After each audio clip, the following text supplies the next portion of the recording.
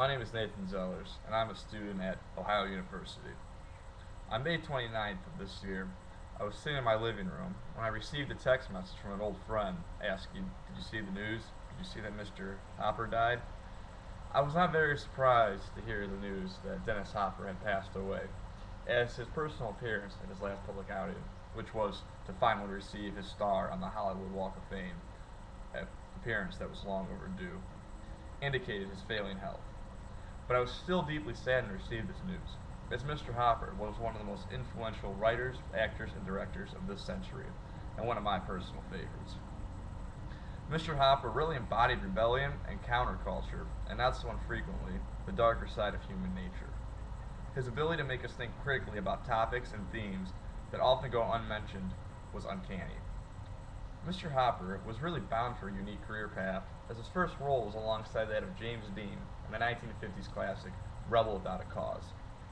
Perhaps Mr. Hopper's career high point came when he wrote, directed, and starred in the 1960s classic Easy Rider, along Jack Nicholson and Peter Fonda.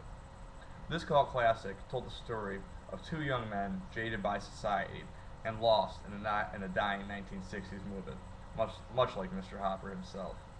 This really made Mr. Hopper a bona fide Hollywood star and earned him an Oscar nomination for Best Original Screenplay.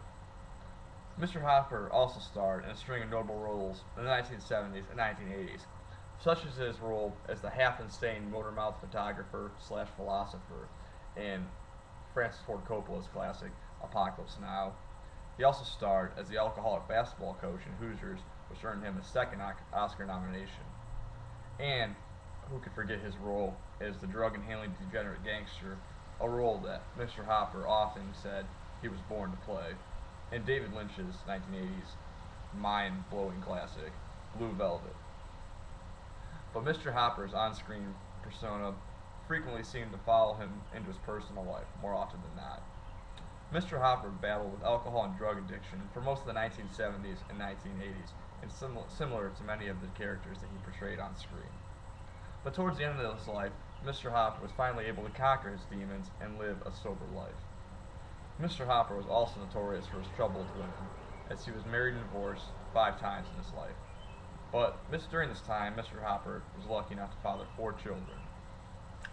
Mr. Hopper was fortunate enough to live a life that had significant highs and lows, just like anyone else that lives as fast and passionate as he did. He truly was an American icon, representing everybody and anybody that ever wanted to question and imagine something different from the status quo. He really was a rambling wild man who was kind enough to show us a different side of the American experience. Mr. Hopper stated once, "There are moments that I've had some real brilliance, but these are just moments. But in a career like mine, I think moments are all that matter." Well, Mr. Hopper, we thank you for letting us share those moments with you throughout your illustrious career and life.